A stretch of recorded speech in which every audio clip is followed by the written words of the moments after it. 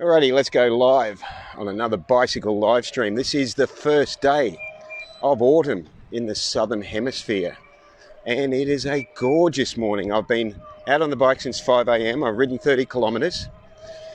It's been a pleasant 20 degrees most of the way. It's about 23 now, and just ridden up to Emerald Lakes. Absolutely beautiful. It's just calm. It's just the perfect start to the season of love. And autumn is the season of love. So what better time to talk about or to shatter. Let's shatter some myths. What better time to shatter some myths about romantic, loving relationships. So this morning's topic is sort of a follow-on from yesterday's myth-shattering talk. And for some reason I'm having difficulty seeing my screen. Oh, that's better. It's getting better now. The auto brightness control did something strange. So if you haven't watched yesterday's live stream, you should, where I was shattering the myths about your body. This is a follow-on from that, a continuation of that theme.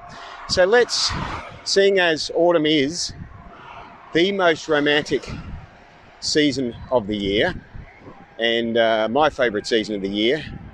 It's just a beautiful time of the year as it starts to cool down from the summer heat, and we just get that beautiful vibe in that beautiful feel in the air.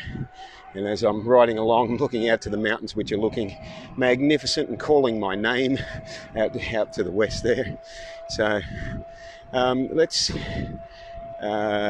get back on track here and talk about shattering the myths about romantic, loving relationships. Well, I'm sorry to have to. I'll start off quite bluntly. I'm sorry to have to tell you this, but most of what we have experienced, all of us, in our life, that we have thought has been a romantic relationship has not been.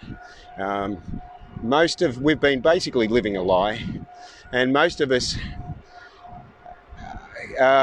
form relationships, almost all of us form relationships for the wrong reasons. We form them for selfish reasons. As somebody said to me yesterday or the day before, correctly, that we form them because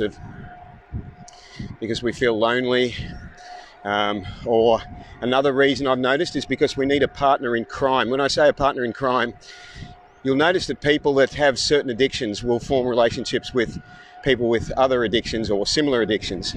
When you have addictive mentality or addictive behavior, and you're a drinker, a smoker, a drug taker, a compulsive eater, you tend to energetically attract somebody in that same area, which is understandable.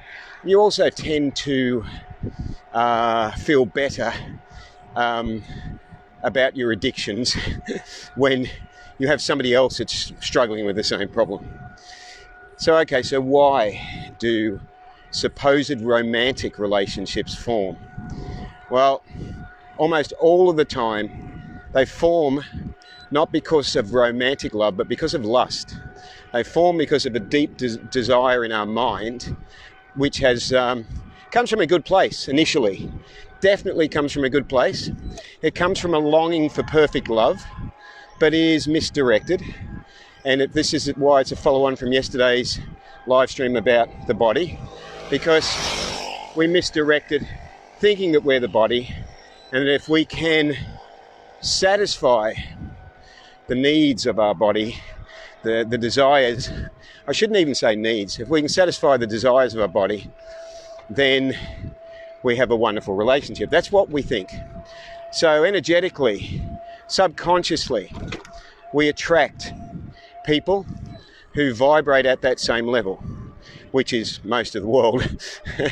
We attract people who think that they're their body, which is most of the world, and think that by attracting someone else who we find, wow, that's loud, and by attracting somebody else who we find attractive, that this is going to be the basis of a good relationship.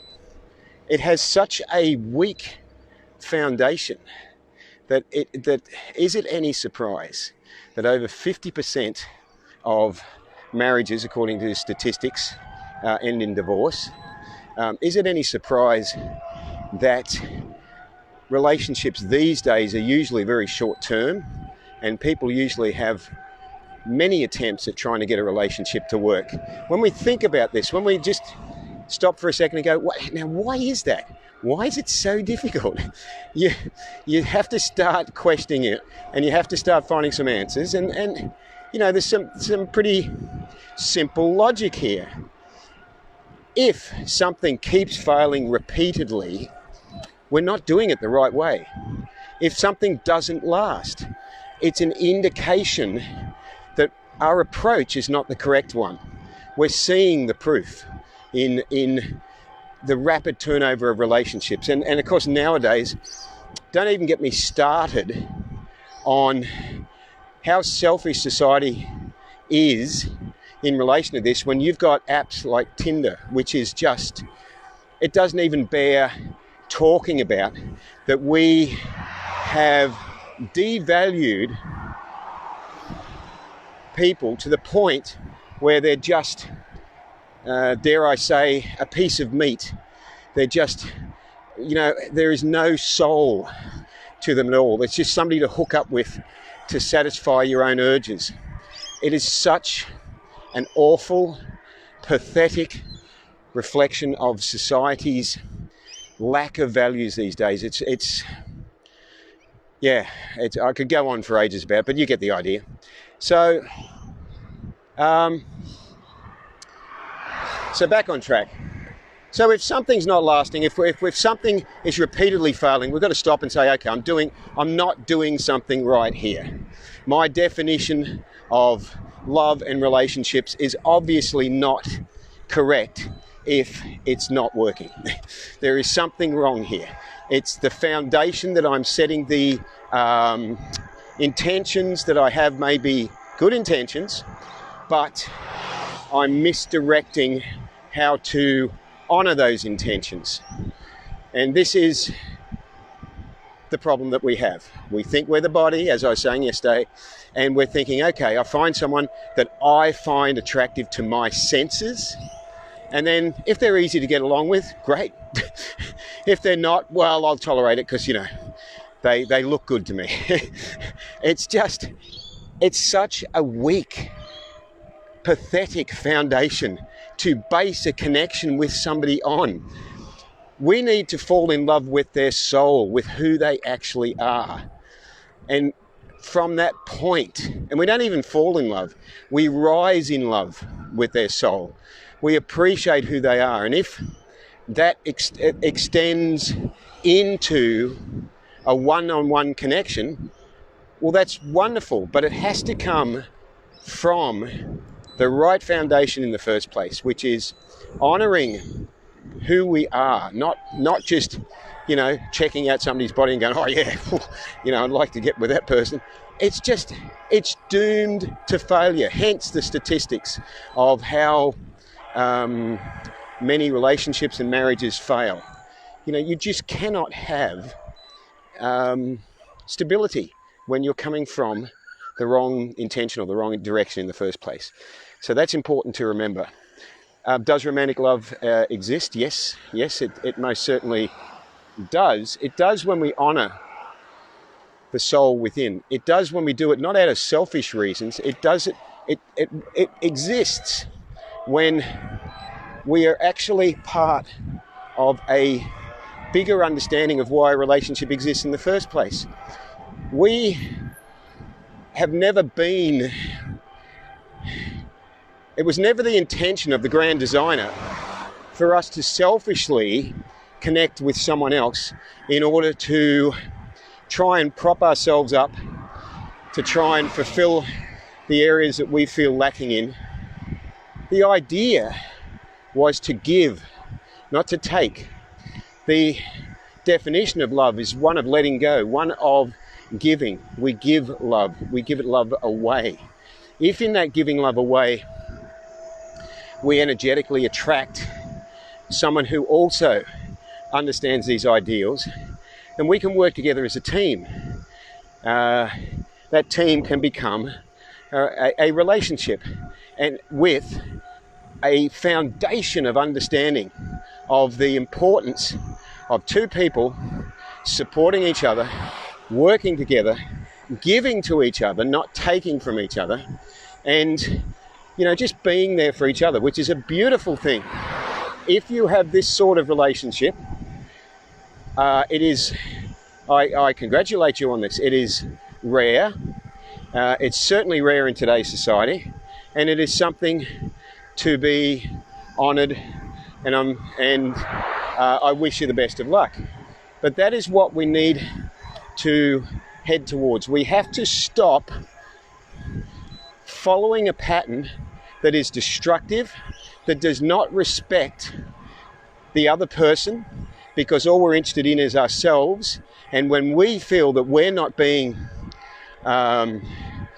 fulfilled or satisfied, we toss the other person away like they were worthless. That is a very strong indication of how we felt about the person all along, that we weren't attracted to them because of them. We were attracted to them for our own needs. And when we felt that they weren't being met in today's selfish society, we went, well, thank you and goodbye. I'm not interested in you anymore.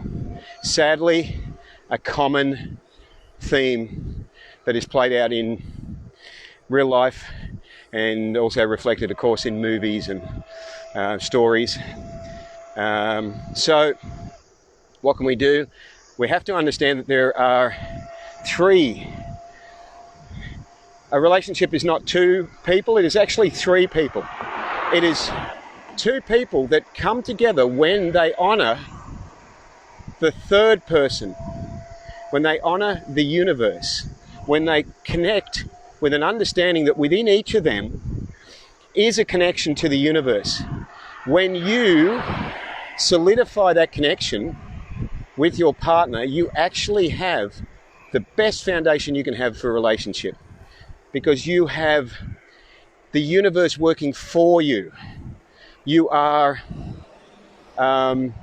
respectful of your partner, you are supportive, because you realize they are a child of the universe. They have the deepest longing for love that you have, and that it is completely unacceptable to treat them in any selfish way that takes away their rights to feel safe and loved and respected. So I hope this has given you something to think about as I continue on this morning's most gorgeous bicycle ride.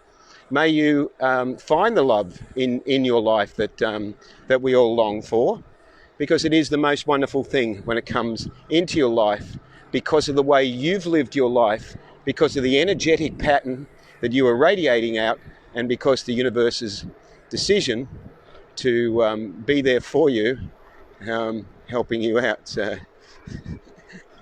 morning. So, live vegan and save lives. And I will speak with you soon. Have a great day. Ahimsa.